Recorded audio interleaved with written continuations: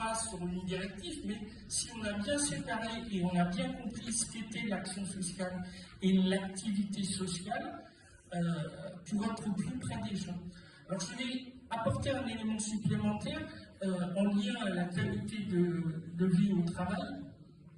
C'est que derrière ces incidences, on l'a dit, si c'est un poumon, on a une situation qui permet d'améliorer les choses.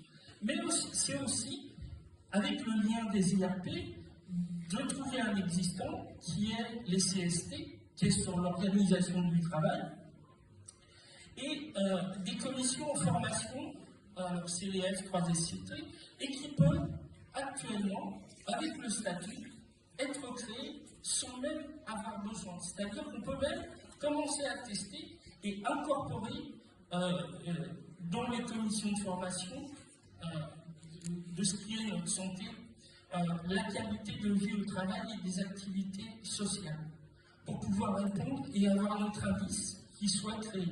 Comme on a créé l'indice entre les hommes et les femmes, pour, au niveau de la qualité de vie au travail, on a un indice qui quand même permet d'aller dans le progressif et donc de pouvoir le mesurer. C'est soit des sondages, ce qu'on a fait nous à Drancy, soit derrière ce qu'a fait la CSD, sur la mesure de la qualité de vie au travail et l'amélioration qu'on peut avoir par des réponses, comme tu disais, sur le poumon qu'est les casques et qui sont des moments de respiration. Voilà la présentation. Alors je rajouterai quand même quelques décrets qui... Un dernier élément. C'est un dernier élément. C'est simplement les décrets qui construisent... Je vais juste passer à la main parce que la sortie est la Donc il y a un décret qui est relatif aux comités sociaux territoriaux. Et donc il y a quelques articles où le terme conditions de travail serait changé en qualité de vie au travail et activité sociale, ce qui permet d'introduire complètement cette idée d'évolution sur du qualitatif. Nous sommes exigeants à la CGT sur les réponses qu'on peut donner parce que nous sommes au plus près des agents. Et cette confiance, on en a besoin, c'est-à-dire des IRP, des échanges, et c'est un lieu de dialogue, les cases. Un lieu de réception aussi des problématiques qui peuvent exister et d'évolution. Et ça, en les coupant, en les mettant plus loin, on arrive à perdre beaucoup pour l'intérêt qui nous est commun entre les autorités. C'est l'intérêt qui est commun, c'est pouvoir répondre complètement à nos missions et au maintien de la qualité de santé de nos agents qui, on va le dire, se dégradent quand même assez fortement.